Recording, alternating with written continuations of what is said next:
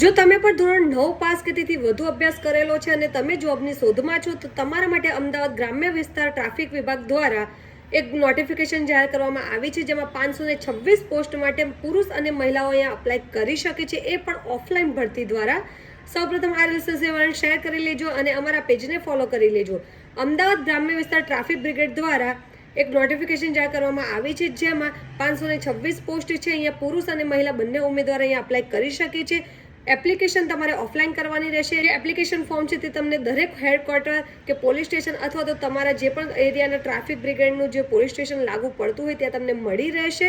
આ application form તમારે offline ભરવાનું છે. લાસ્ટ ડેટ રહેશે 15/6/26 થી લઈને 25/6/26 સુધીમાં. એજ લિમિટની આપણે વાત કરીએ તો 18 થી 40 વર્ષની રહેશે. જો તમારું અહીંયા સિલેક્શન થાય છે તો મકરબા હેડક્વાર્ટર દ્વારા 15 દિવસની તમારી ટ્રેનિંગ રહેશે.